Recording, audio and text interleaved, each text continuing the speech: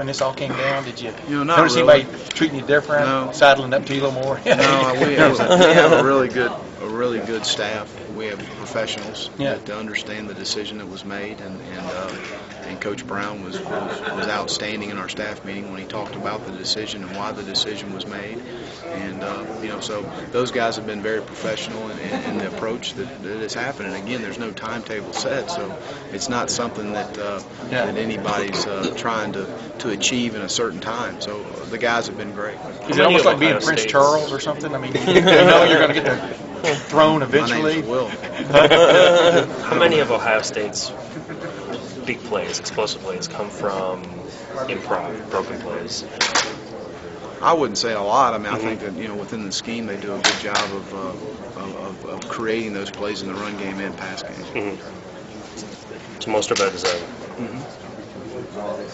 Coach, in the last two national championship games, Ohio State's been vulnerable up front in both those games. Florida's pass rush really affected Troy Smith, and last year LSU's did as well. What did you guys see from those two games that maybe you can take advantage of on Monday night? Well, I think that we've rushed the passer well all season, and we've been able to do that with four guys rushing, and so we've got to do a good job of changing up and being multiple up front. I think they do a good job of moving the pocket, and obviously they keep you honest with the run game. So we've got to be sound in those situations. But we've rushed the passer well all season, so we're looking forward to our matchup Saturday night or Monday night. Was it tough coaching Auburn and Texas over the past month? Yeah, unbelievable. Hey, when who? Because I cover Ohio State. I'm just who basically brought it up to you first that they wanted to do that with the coaching thing? Was it a shock to you a little bit, or did you know what I mean, or did you? I mean, obviously, as Greg Davis said, you were going to have possibilities to go somewhere else too. They wanted to, it was part of the deal too. Well, Coach Brown, kind of talked to me about it and asked if it was something I would be interested in, and I was. There's no question I was interested. I think I've said it before. Texas is the elite program in the country. I mean, from a recruiting standpoint, from a resources standpoint, from our administration, it's phenomenal. That's where you want to be as a coach. You want to be in a situation where you have that kind of support and you have those kind of opportunities to be successful. And I've had other opportunities, but I don't think they're any better than Texas, and that's where I want to be. Were you surprised when he brought it up? I mean, Yeah, I was. Because I see how passionate and the energy he has in coaching and recruiting and representing the university. So it was kind of a shock for him to even think about, not being the head coach at Texas. Have y'all seen any since then? Have y'all seen a benefit from it? I mean, have y'all noticed? Well, that people know there's going to be a continuity. From a recruiting standpoint, it provides continuity for the kids, and for our kids on the team, it provides continuity defensively. They know that we're going to be running what we run for a long time, and the recruits know that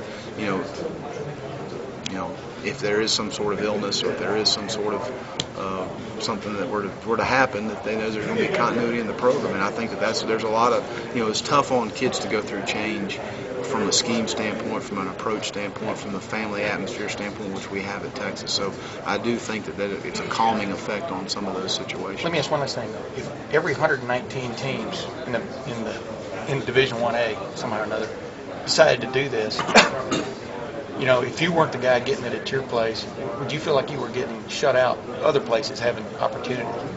You understand what I'm at? In other words, does it close the door of opportunity if everybody starts doing this a little bit for assistant coaches? Well, I don't know that, I don't know that, again, this is a situation that happened at Texas. I can't speak for other schools or But you're a guy that was climbing the ladder and stuff. Sure, yeah. But, I think when guys start worrying about the next job, they don't do a good job with the one they got.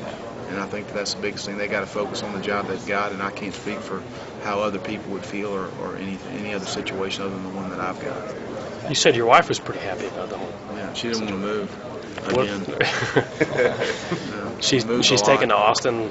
She really likes Austin. It's a great community. It's a capital of Texas, obviously, but it has a small town atmosphere, and we're both from small towns, and we've got a great house and a great community and a lot of friends that we've made in a short period of time. So she's real excited about being there. Did she jump at it as fast as you said you did at the time? You were she did. She was pretty excited about the opportunity of staying there. Is there any sort of timetable involved, or are you happy to be defensive coordinator for a lot of years? I'm happy in the role that I am, and again, that's all up to Coach Brown. Woody Hayes told Bo Schembechler that he was going to replace him at Ohio State, and Hayes coached for another 17 years. So it didn't work out in that case. Are you willing to wait for anywhere near that period of time? If that's what I got to wait, that's what I've got to wait. About Tom Bradley at Penn State. Tom's still waiting. Yeah. Another 3 years. That's Is true. that amazing to you, Will? I mean, you look around. I mean, you're this young dude, and Well, you know what? and here's this guy. I think you look at different degrees, and I don't know Coach Paterno, but you admire his passion, his energy.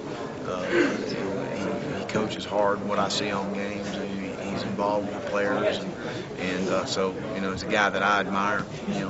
Because of that, number one. But I saw last night he's been the head coach there 42 years. Yeah, something like that. Yeah, And he's had 5 undefeated seasons. I mean, it's absolutely amazing what he's doing. He's in a BCS bowl game at 82 years old. I mean, it's really awesome.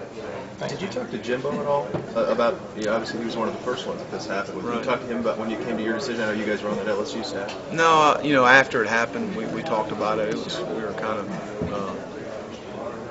after the decision was made, we've talked a little bit, but we talk a lot anyways, So, nothing specific, about it. Interesting though that you two guys got it both in that place together. And you're both, you'll be in charge of Texas. He's at Florida State.